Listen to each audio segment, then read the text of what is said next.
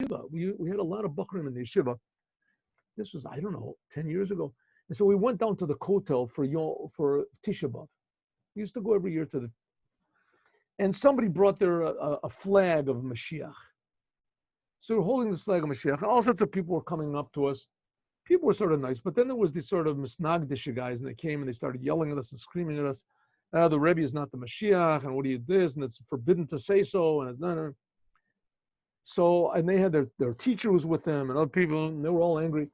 So I said, okay. I said, you guys, let's say you're right 100%, and we're making a big mistake, and the Rebbe is not the Mashiach.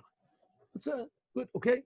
And that makes you happy? I said, but you have to admit that everyone has to be waiting for Mashiach. The Rambam says if you don't wait for Mashiach, then, you're denying the whole Torah. You're denying the whole Torah. I mean, do you agree with that? Do you agree with the Rambam?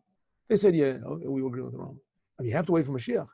So I said, okay, so it's not the Rebbe. You're 100%. I want to hear you explain to me why you think it's not the Rebbe, but okay, let's say you're right. You know something I don't know. So tell me, who are you waiting for? What are you waiting for? What criterion? You have to wait for Mashiach. Mashiach is the essence of the Torah. It's the essence of Judaism. The Rambam says. And nobody disagrees with him. It says over there on the Kesef Mishnah, everyone agrees with the Rambam. No one disagrees with the Rambam on this. There's other things they disagree with him, but not this. So the Rambam puts all the criterion of what Mashiach is supposed to be. Right? So let's say I got it all wrong. Okay, good. But everybody has to worry about Mashiach. Who are you waiting for? What are you waiting for? What type of a sign over? We'll know when he comes. I said, that's not Judaism. That's what the Notzrim say. That's what the Protestants say. We'll know when he comes. The Rambam wrote down that you can know now. What are you waiting for? What type of a person are you waiting? Tell me the criterion. So they didn't know. And their teacher said, he's right. He said to me, he's really right. And they were yelling. He said, listen to what he's saying. Listen to what he is saying. He said, you don't have to say it's Lubavitcher Rebbe, but you have to wait for someone to be Mashiach. You have to know what Mashiach is. And we don't know. He shook my hand, said thanks a lot, and that's how they all left. So it's a very necessary thing to know who Mashiach is. Bilam knew. If Bilam knew, we should know. Okay, let's go. Now we are on Pirkei Avos, chapter 3, and the end of chapter 3. Huh? Wonderful advice over here.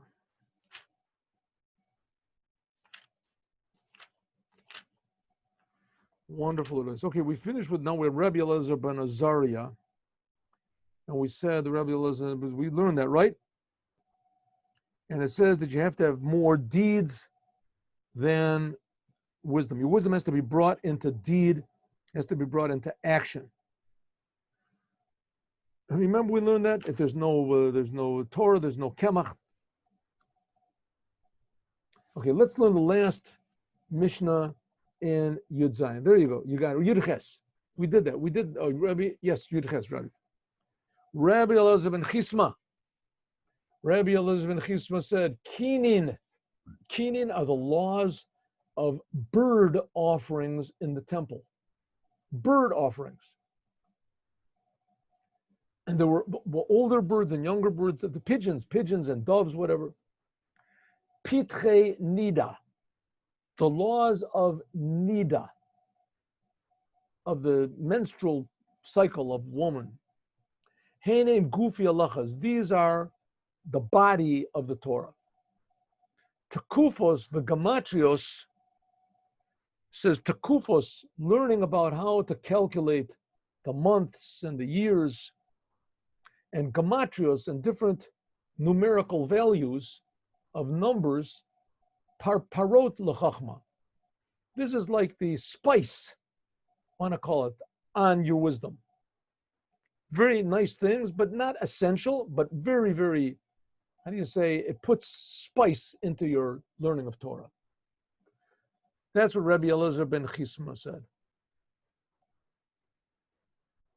Rabbi Elazar Chisma, one second, what did I say over here? Rabbi Elazar Chisma, he was a pupil of Rabbi, some places it says Rabbi Elazar ben Chisma, and some people it says Rabbi Elazar Chisma.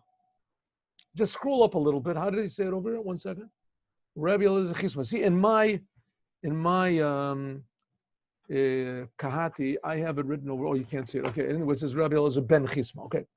Rabbi Eliezer Chisma was one of the pupils of Rabbi Gamliel. This is probably like right around the destruction of the temple. The Gam also show Rabbi Yoshua. Rabbi Yoshua was one of the pupils of Karabo Rabbi Yoshua of Rabbi Yochanan ben Zakkai. Karabo, like his teacher, Rabbi Yoshua, also he learned Torah Teva. He also learned about nature. You know, there's a lot in the Gemara about nature, about healing, about things like this. And a lot of these things are very, like they're outdated and they're not really relevant now. And it seems that they're really not so outdated. It's just maybe not in our language, and it's not the way that people understand it now, but it's not in our... There's a long story about the Rebbe, which will remind me, I'll tell you that story also, kids. A long story about the Rebbe in France, and that he finished one of the tests. It's a beautiful long story about his teacher, his non-Jewish teacher, years later helped out this Jewish man. Anyway, he said that I had a pupil called Schneerson, and that there was a big, long test. It was like a 3-4 hour test, and he finished it in like 15 minutes. And I said, what is this, some sort of sorcery you're doing? And everybody's laughed. And it ended up he got 100% on the test. So he said, I apologized in front of the whole class, but he asked the Rebbe, how could you have such a mind that's so fast? I saw you weren't cheating, but I can't believe it was so. And the Rebbe said, I learned the Talmud. And in the Talmud, it was like a test in physics or something. So I learned the Talmud, and in the Talmud is all the wisdom in the world. All the wisdom in the world. And you see, very simply, that according to the Talmud, according to the Rambam, that the sun goes around the earth. The sun goes around the earth. And the Jewish people have been, when did this idea that the earth goes around the sun was, I think, Copernicus, wasn't it? How long ago was Copernicus? I don't even know my history. I think it was like 800 years ago or something. I don't know. Copernicus, something like that. Anyway, he said, look it up anyway. Copernicus said that the earth goes around the earth goes around the sun before the sun goes around the earth. And the Rebbe has letters about this. And here you see that the wise men of Israel for thousands of years had been calculating exactly the position of the moon, exactly the seasons of the year, exactly without based on the idea that the sun goes around the earth. The earth is the center of the world. So even though now everybody will laugh at you and scoff at you, how can you say something like that? But nevertheless, that's I think they even burned people on the stake. The church burned people on the stake for saying that the earth is not the center of the world. So the Rebbe said you can say either way. You can make calculations either way. In fact, it's easier to make calculations saying that the sun is the center. It's a heliocentric universe. But nevertheless, the way that the wise men of the Talmud could look at nature, listen, it says that the Tanaim, the ones who the authors of the Mishnah and the Braitas, they had the power to raise the dead.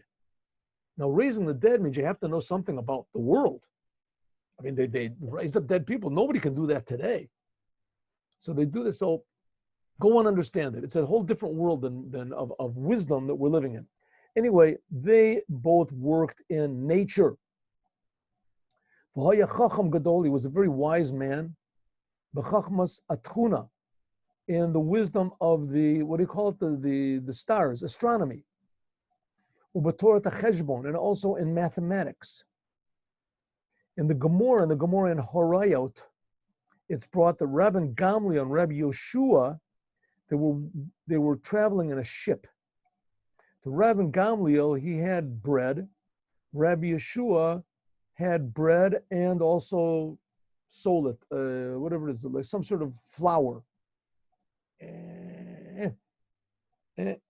Omerlo said, Rabbi Gamliel said to Rabbi Yoshua, V'chi hayita yodea shetitachev kol kach sheheveta gam solet. You knew that you was going to be here so long that you also brought flour and there was to make bread. He said, I just brought bread. I thought we weren't going to be so long in the journey. Omer lo, he said, there's one star that appears once every 70 years. And it, how do you say, makes the sailors, the ship, whatever, the sailors, error, make a mistake. Amarti, I said, Shema Yalevi Yita Otano, maybe this star will come up and it'll mess up all the calculations of the sailors. There's a better word than sailors. Navigators. Oh, navigators on the ship. Omerlo, I said back to him, you're so wise. You knew this. Ata yored besfina nachzor achri parnasa. And you have to go in ships in order to make a living. And those that were in the ship in order to go somewhere to make a living. Says, you're such a wise person. You should be able to sit where you are and make millions. What are you going and selling and buying? He said back to him, Ad she'ata tamalai, that you're asking me a question, why I have to go and look for work, because I'm so wise. Tama al shnei talmidim sheyesh lecha. You should be wondering on the two pupils that you have back there on the dry land, Rabbi Yochanan ben Gugada and Rabbi Eliezer Chisma, sheyodim, that they know the shar kama tipot yesh bayom. They could actually calculate how many drops of water there are in the ocean. The inland pat lachol, and they haven't even got bread to eat. Below beged lilavosh, and they haven't even got any garments to wear. They wear the same garments all the time, and they're starving. Notam Rabbi Gamliel dato lo shivam barosh. Rabbi Gamliel put in his mind. He said, "Wow, if they're really so great, Rabbi Yochanan ben Gudgad and Rabbi Eliezer Chisma," he said, "Well, when I get back, I'm going to make them the heads of the Sanhedrin." That says, when he came back to the dry land, Shalach lehem, he sent to Rabbi Eliezer ben Chisma and to Rabbi Eliezer Chisma and to Rabbi Yochanan ben Gugada. And he said, I just heard about you fellas that you're big geniuses. I didn't know. I would like you to come in and I want to give you a job. You'll have money and all. You get honor. You deserve it. Said, Chazar v'shalach. They didn't come. They didn't come. Chazar v'shalach. He sent them a second time. Then they came. Omer Levi said, you don't want to get this high position that I'm going to give you. You think that I'm giving you rulership? You're going to be ruling over everyone. You're running away because you think you're going to be famous and you're going to be great. That's why you're running away. You think that's what I'm offering you? You're going to be the servants of everybody. That if a person is a ruler and a leader, and if he's a genuine person, then he's going to take the responsibility 1,000 times more. He's not going to have day and night. Because now you're going to have the yoke of the multitudes on you. Anyway, the point is not the end of it, which is also a good lesson. That a person that gets a high position, so it means that he's taking on himself more responsibility, but also the fact that how great Rabbi Eliezer Chisma was, or Ben Chisma. Be'inyan kinoi Chisma. Where did he get this Ben Eliezer Chisma? In those days, they didn't call people by their last names. There wasn't, Joe Groyce or something like that. There was no last names. You were called by the name of either where you came from or what you did, sometimes a sandler, or the name of your father, right? Yochanan ben Zakkai. The super, where did this Chisma, what does Chisma mean? Chisma is a town? Maybe it's a town. For sure, it's not his father's name. It doesn't say Ben Chisma. The super B'midrash, it says in the Midrash Rabbah, it says Rabbi Eliezer, this Rabbi Eliezer ben Chisma, once he came to a place. Omrlo, they said, Lifros et Shema. They said to him, pray in front of the Amud, be the Shliach Tzibur. V'lavor lifnei ateva. Pros al Shema means that you start the prayer from Shema Yisrael. You can say Baruch Hu, and in the morning prayer, you can say Shachris, you can say Baruch Hu, and then right? Say the blessings between Shema. That's called porous al Shema. Omer Lemi said, "She'eni baki b'zeh." I'm not exactly an expert in all the prayers. Listen, there were no prayer books in those days, and everybody sort of had different prayers that they had in their own, that they accepted from their teachers. Omer, they said, "Zeu Rabbi Eliezer, everybody mishabchim bo." This is Rabbi Eliezer, that everybody is a great man. He doesn't even know how to pray. Lechinam koram lo Rebbe. They're calling him Rebbe for no reason. Niskarkamu panav. He became very embarrassed because of the busha. His face became whatever is darkened because of the shame. And he went to Rabbi Akiva. Rabbi Akiva said to him, Lama panecha cholinos. Well, you look terrible. What's wrong? Siprolo, he said, I'll tell you what happened to me. How they embarrassed me. Limdo Rabbi Akiva taught him exactly. Now you have to understand, it's not that he didn't know the words. The prayer is a very, very deep effect. And you have to be very, very exact on all the words. Nowadays, it's all written down, so we don't really take it so seriously. But prayer is a very great, like you said, a very responsibility. And he wanted to be exact on all the words. He didn't know exactly what to say, so he was ashamed. He didn't want to. After some time, he came to that same place. They said, Poros al Shema, do us a favor and pray. There must have been a place where there weren't, either the rabbi wasn't there. Poros, he did it. Right? He did it. Over Lifnei Ateva, they said, oh, this is pretty good. You did a good job. You'll be a shliach tzibur from now on. Over, he did it. They said, Nisham Sem. Nitchazek. Hamas means to be strong. Nitchazek, Rebbe, please scroll down. Rabbi Eliezer, he got strong. And from that time they called him Rabbi Eliezer Chisma.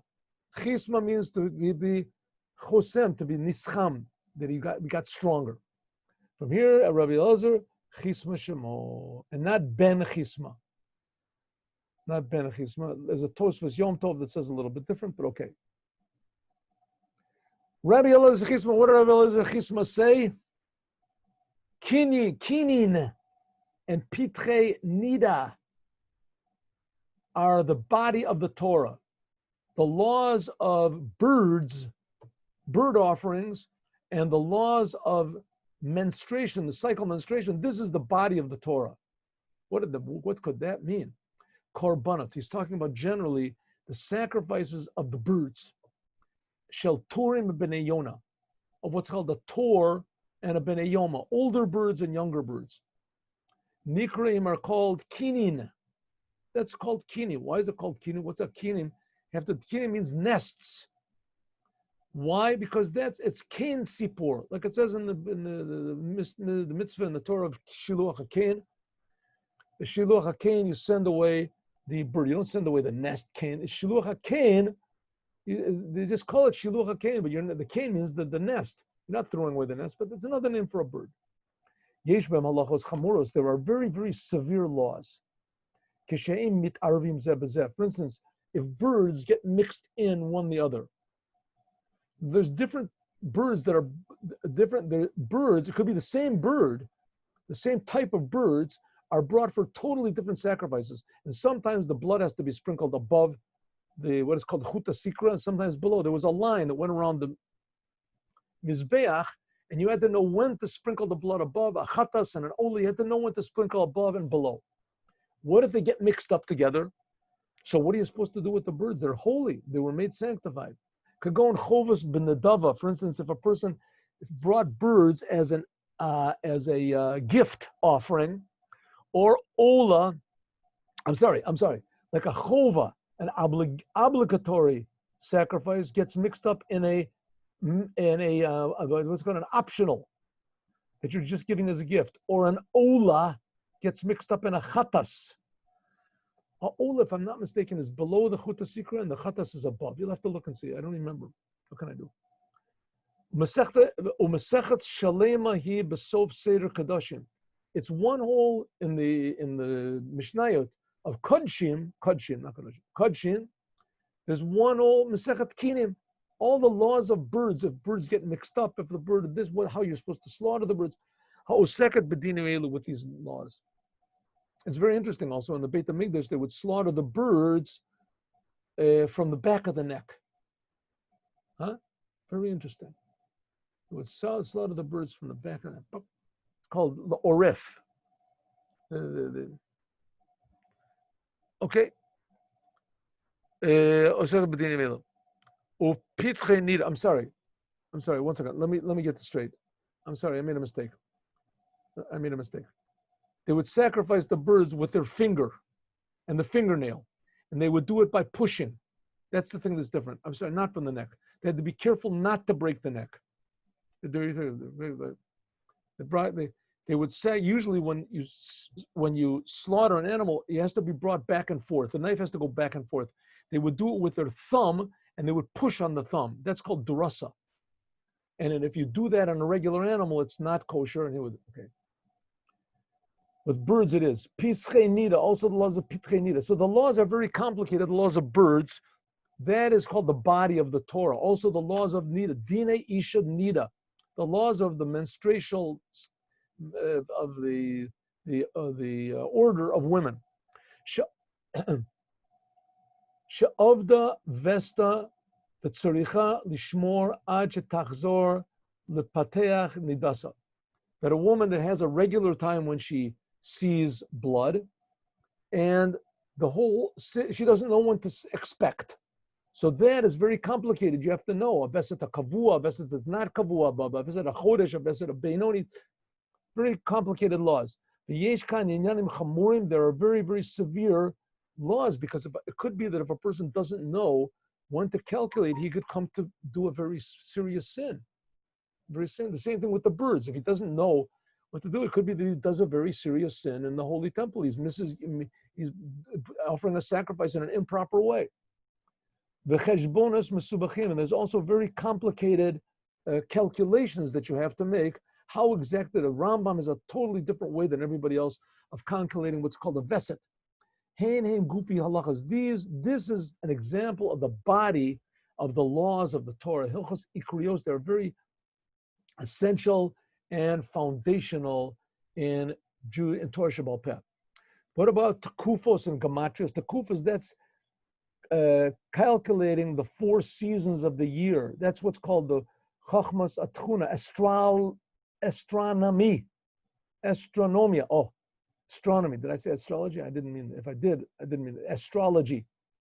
And gematrios. What's gematrios? Cheshbon v'handasa. This is the mathematics and what do they call the handasa? Engineering. Right. Parparos l'chachma. These things are not essential to the Torah, but they give spice to the Torah, like a parpa shaboim, like the appetizers that come before a meal, in order to draw a person to open a person's desire to eat his palate. His palate, yes, palate to eat, or afterwards, likanoach hasuda, afterwards, the dessert that comes afterwards. That this is not the main thing of the meal. Also, these wisdoms of engineering and astrology, astronomy, that's not the main essence of Torah. You can get along very well without it, but they do help a person to understand the wisdom of the Torah. Let's go a little bit up. Please scroll down. Lefi, according to the Meiri, Rabbi Eliezer Chisma, he wanted to give a direction for our learning. For Ramaz lo b'katzar, and he's given a little bit of a hint that it's not good for a person to begin learning about nature and al-hiyot. I really don't know what this means. I don't know what this word ahaliot means. Until he finished maybe ideas of godliness, I think. I don't know, but I don't really know what this word is. Until, we can look at the translation if you want to. Until he fills his stomach with meat and wine. What does meat and wine mean? That's the main thing of the meal. What did he say? the basic laws and the details of the basic laws of the Torah. That's the meal. And the rest is like the dessert or the appetizer. Chachmas Torah, the Talmud, that's a Torah Shebechtav, Torah Shebal Peh, that's called the main meal. This is what's called the main thing. This is exemplified by the laws of the birds and the laws of women, laws, the menstruation laws. That these are the orderly Sidurim, these are the last things that are mentioned. Nida is the last Masechet. Nida is the end of Kodshim, and I'm sorry, Kinim is the end of Kodshim, and Nida is the end of Seder Taharot. Comes to tell us that first of all, a person should learn all of the Talmud from the beginning until the end. And then after you finish this and learn the Talmud, then start to begin with other types of wisdom, with the wisdom of the stars, with the wisdom of nature, then also Kabbalah. These things also Kabbalah is dealing with nature, is dealing with the spiritual nature of the world, right? Not necessarily the Torah. Not necessarily the Torah. A lot of times Kabbalah deals with spirit. I mean, the Torah contains everything, of course. And so the introduction to all of the other types of wisdom, this is the learning of the dry, you want to call it dry laws of the Torah. Of course, they're not dry because they're God's wisdom. The wisdom of Techuna, the wisdom of, what do you call it, the stars and numbers and gematrias and measures. And from then, though that you learn that, how it's expressed in the Torah, from that you can learn the laws and the other aspects of Torah, as it's understood to others. Can I see the English? Have you got the English? What is this ahalios? Maybe it means the spirituality. Could be, huh? Let's see, 1 second. Here we go. 1 second. No, get to the end. The end. Very end. No, the very end. Go on, down. Yeah, that's what he says. Ahalios means theology. Okay. That's what I said. Godliness, spirit, mystical things. Interesting. I never saw that word before. Okay. Shall we start something? Okay. Let's finish. We have 5 minutes. It's true. We're a little bit over.